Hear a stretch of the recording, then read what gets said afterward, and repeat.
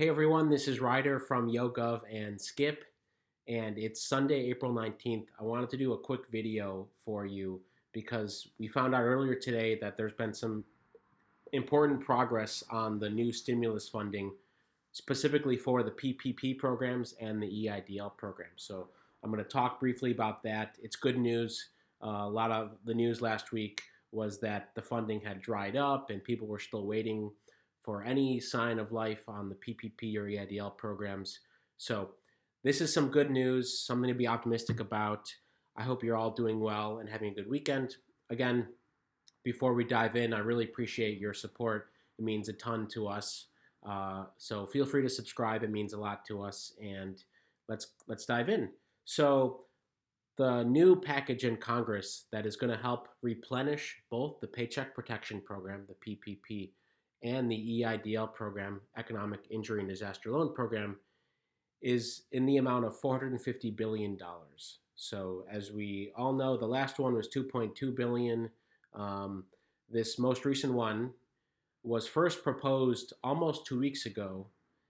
And the Democrats, for a long time, were waiting to agree to the deal because they wanted more in there for hospitals and testing.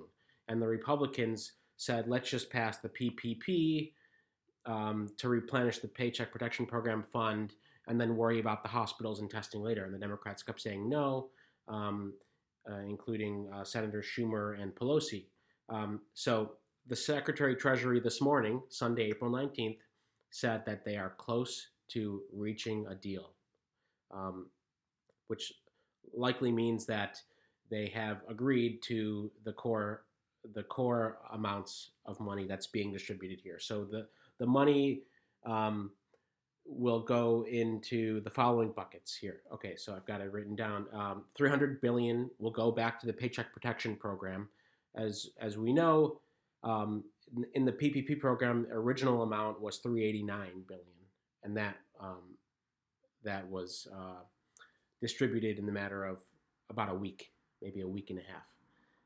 So $300 billion back to the PPP, which is great news for so many of you small businesses and individuals who had applied through various lenders and have been waiting to hear something. $50 billion will go into the SBA EIDL program, and that is also great news because according to our data, I did a video on this yesterday, only 2.5% of the 3 million or so people that applied for the $10,000 grants, up to $10,000 grants, actually got anything. And most of those people, a third got only 1,000, half got less than 5,000, and only about 15% got 10,000. So, but the bottom line is the majority of you who had applied and expected to get $10,000, well, that's probably not going to happen now for many of you, but at least you'll get something. And $50 billion is now going back into that program. So this is the program where on Wednesday, April 15th, they stopped accepting new applications. They have still been processing the advances, but I think at a slower rate because they realized they haven't had the funding to actually distribute a lot of it. So that's $50 billion. So we're at $350 billion right now. And then the extra $100 billion, and this is what was the sticking point for this bill, or has been, and it's not complete yet, so I don't want to jinx it, but $75 billion will go to hospitals, which is great news, and go to the frontline workers and the hospitals that are facing these incredible rates of hospitalization and having to figure out ways to increase capacity by 200% in some cases. And $25 billion will go directly to testing. And as maybe some of you read about, one of the biggest needs for reopening in many states is to drastically increase testing. The New York Times reported yesterday that they need to increase testing threefold from where it is now in order to safely reopen states. So $25 billion will go right to testing. Hopefully that means that we can accelerate the amount of testing across the country and we can reopen sooner. So that's the $450 billion package, and they're calling this stimulus package 3.5. Um, they're also talking about a fourth package as we speak. That's still being discussed. I think a lot of that package four will go to governments.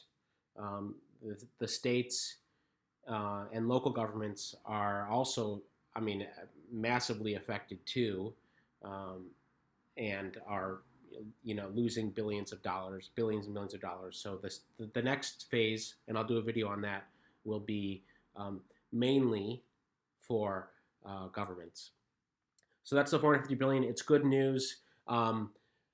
What it sounds like is they may reach an agreement tonight or tomorrow morning, Monday morning, and then it will have to pass in Congress, the House of Representatives, then the Senate, then it'll have to go to the president for signature. Now, it's not that straightforward because they may try to do a voice vote, which allows them to vote remotely.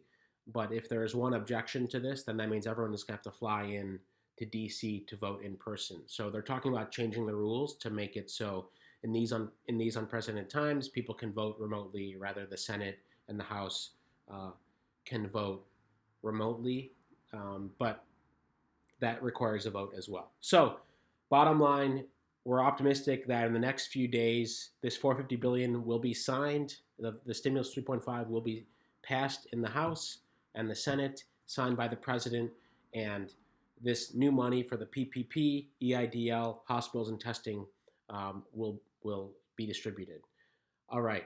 Hope you're hanging in there, and thanks so much again. Hope you've had a good weekend.